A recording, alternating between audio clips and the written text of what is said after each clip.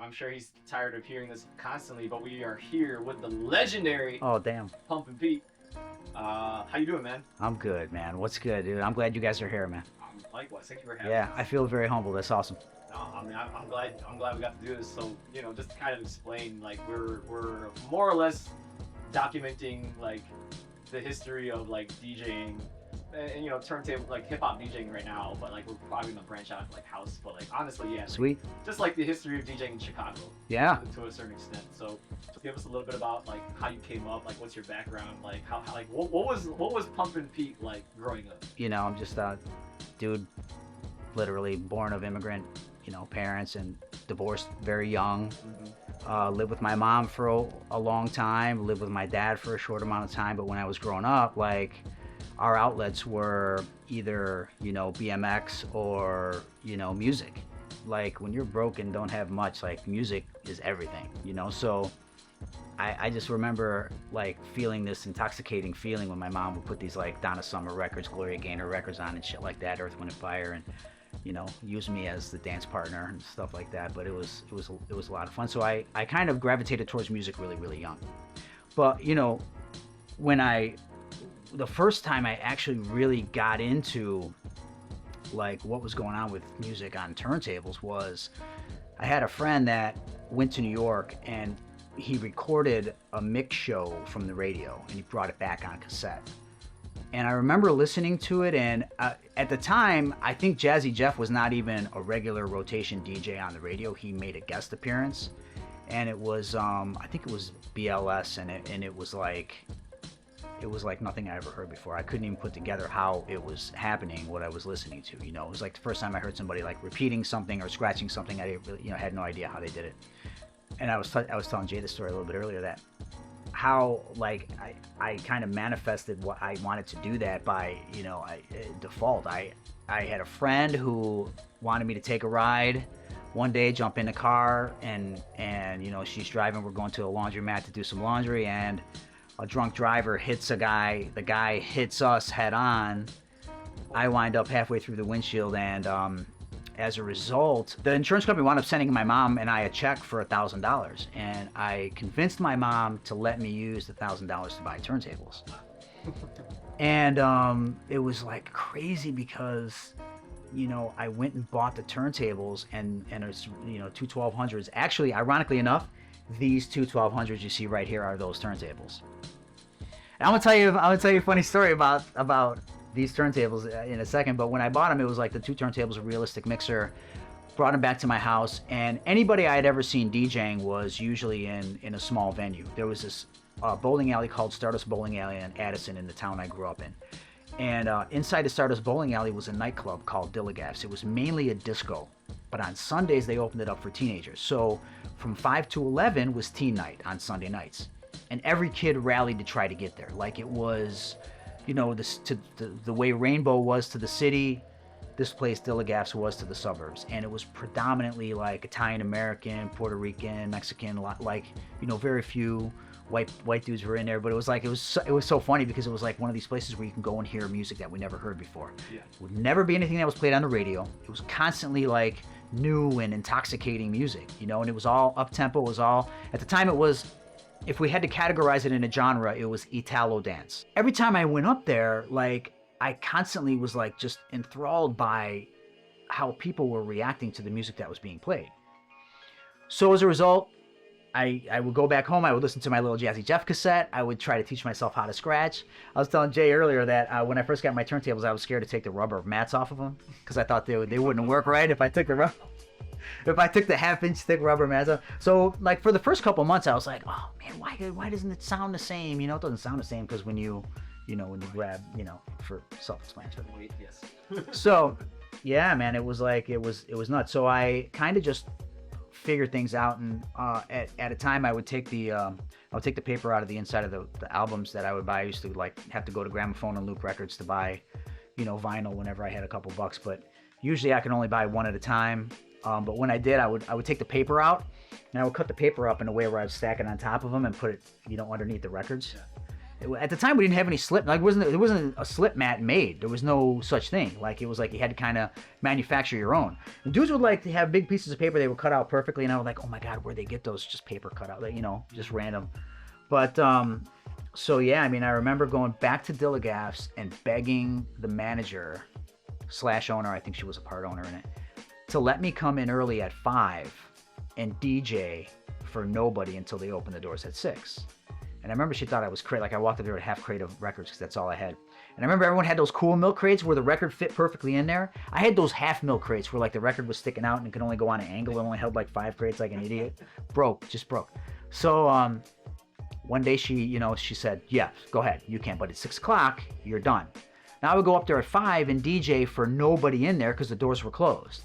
But I would get my little practice in, you know, and stuff. And then finally actually managed to maneuver my way in there and started DJing there on a regular basis. And so, I mean, that's how I got my start mostly. I mean, I'm self-taught. Like, I taught myself how to scratch and repeat in my bedroom. Like, that realistic fader was sticky and heavy as fuck, dude. And it had, like, at the time when it first came, it came with that rounded fader, you know what I'm saying? Like, it didn't come with the fader like so. It was like a you know, roof of a house fader. It was like crazy. Super heavy, super fat. No curve adjustment. Like, so yeah, it was nuts. So were you like the only DJ like playing like hip hop at the time, like opening up, or were you still playing like music catering to that venue, like Taladisco? I was a hip hop DJ born in the city of house, right? So I had to play house. But I also am coming from the suburbs, so I've got, like, you know, this is a strike against you. Like, when you're not north side, you're not south side, you know. I mean, even west side had a hard time breaking through. But I remember everywhere I DJ'd, I would make a conscious effort to, like, perform my scratches that I would teach myself how to do, and I would always try to find a way to fit in hip hop. The Rainbow was probably one of my biggest impactful sets where I cleared the dance floor completely. 500 people in there, and I played Public Enemy, Rebel Without Cause, and literally as soon as I put it on, like, the dance floor completely cleared out because they wanted to hear house. Like, they just wanted to hear house. I knew I wasn't going to get into too much trouble right away because if you know the DJ booth at the Rainbow, at the time it was way up in the stands, right? So if you were on the first floor, you had to there had to be about 5 minutes of you negotiating stairs, turning corners to try to get up there to the DJ booth. There was no, you know, call somebody or whatever. So I remember kind of navigating where Tony Batoy was because he ran the Rainbow and he hired me, you know, and I was part of the early crew of Chicago Supreme DJ team. And I remember this was like almost my audition night. Like, Larry Thompson was up there DJing, you know, from L&R fame. I mean, the dude was like a legend in there, you know, just tearing it up. And I'm over here in the city of house, clearing 500 people off the dance floor by playing hip hop. But I knew Tony Batoy was far enough away where he couldn't get up there fast. So I played a couple of them, and then he came over, he's like, dude, we play house, man. You gotta play house, you know, so took it off, put house back on, and everyone comes back on the dance floor, you know. And then, of course, you know, there's a little pushback. Like, people are like, who is that dude? Like, why the hell is he playing that shit? Like, we don't want to hear that. Like, nobody wanted to hear hip hop anywhere. Now, fast forward, and when the DMC arrived for the first time in Chicago, you really weren't seeing a lot of Chicago DJs, I should say, in the early days, like 88, playing hip hop, let alone in a DMC battle. So, you know, when I got into the early DMC battles and even the prelims, most of these DJs were playing house music and repeating, you know, gotta have house. And the biggest thing was like the Yellow Pages, you know, gotta have, you know, Bad Boy Bill used to like, no one could touch Bill on the Yellow Pages, you know, he would just cut it up, gotta have house. And it was just like, the crowd goes nuts and stuff. But it's, you know, it's still, it's house. So, by the time the 1990 and 91 DMCs came around, it started to kind of take a little bit more of a foothold in Chicago. Like, it became a little bit more culturally acceptable, you know, to play hip hop at certain venues, you know, and that's when, you know, I started to take off. But it was only because I was scratching up, you know, house music early on and stuff like that, and squeezing little hip hop songs in here and there where I could. That gave me a little bit of leverage to actually, you know, make a name for myself. Like, how did you find out about DMCs in like Chicago especially? Like, what led you to that?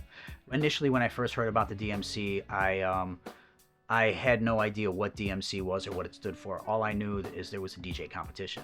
And one of my friends said to me, dude, you're getting in this DJ competition and you're going to win the whole thing. And then I remember having a conversation with Mike Hitman Wilson at the time, and he was like, you got to get into this DJ competition. This is a global competition. This is tailor-made for you. No one's doing what you're doing. You got to get into this. So I remember he was like my vote of confidence. Not even really knowing what we were doing. You know what I'm saying? A bunch of us entered this competition. And the 88 prelims were really not really that great a turnout as far as DJs are concerned.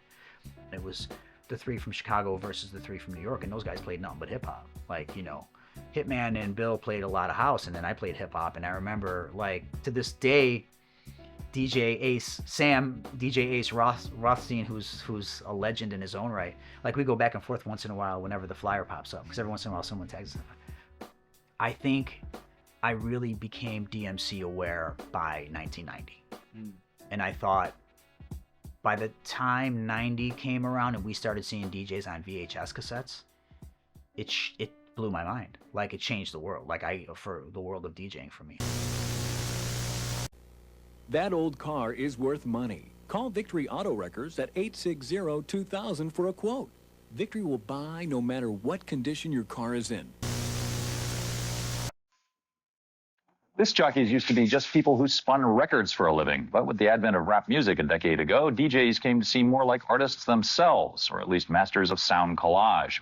Last weekend in Chicago, DMC, an international DJ subscription service, held its 6th annual search for America's best DJs, and our own Tabitha Soren was on hand to scout the action. Check this out. This is what I live for. I'm battling. I want to win it all. I have to win it all. Get ready for Chicagoland's first pay-TV network. On-TV subscription television is coming soon. Call now to be among the first to enjoy over 30 recently released movies every month.